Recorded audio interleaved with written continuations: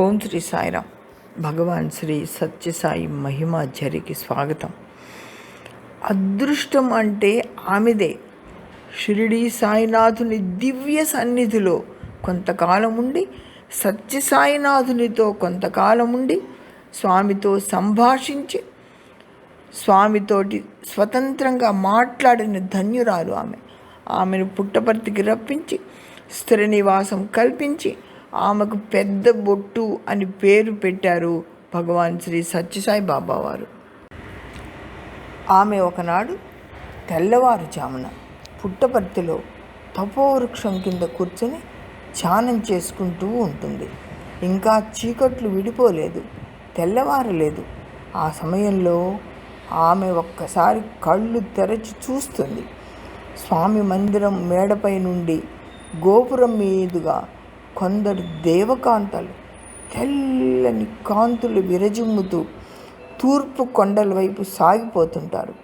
వారు మనోహర ఆకృతులతో ఉంటూ నేలపై కాకుండా గగన మార్గంలో నడిచి వెళ్ళడం, మిరుమిట్లు గొలిపే వారి దేహ కాంతి, వారు ధరించిన దివ్య పుష్పమాలలు చూసి వారు మానవ మాతృలు కారని ఆమె భావిస్తుంది. ఆ సమయంలో వీణుల విందుగా వాయిద్యాల ధ్వని, మువ్వల సవ్వడి వినిపిస్తుంటుంది.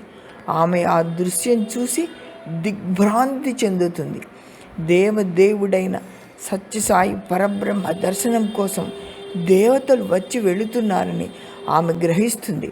ఆమె యోగిని కనుక ఇతరులకు అసాధ్యమైన దృశ్యాన్ని సాయి భగవానులు ఆమెకు ప్రసాదించారు.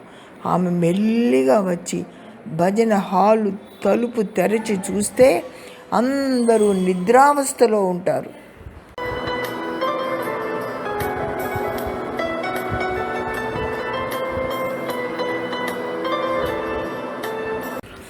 మనోహరంగా సంగీతం వినిపిస్తూనే ఉంటుంది. దేవతలు వచ్చి నృత్య గాన వాయిద్యములతో స్వామిని రంజింపజేస్తున్నారని ఆమె భావిస్తుంది. తెల్లవారిన తరువాత పెద్దబొట్టు భగవాన్ బాబా వారితో, స్వామి, ఈవేళ మీ దర్శనం చేసుకుని వెళుతున్న దేవతలను చూశాను స్వామి అంటుంది. అప్పుడు స్వామి, ఓహో అలాగా అని చిన్న చిరునవ్వు నవ్వుతారు. స్వామి అవతార రహస్యం ఆమెకు బోధపడుతుంది. అది ఆమెపై స్వామికి ఉన్న దయ. జై సాయిరామ్.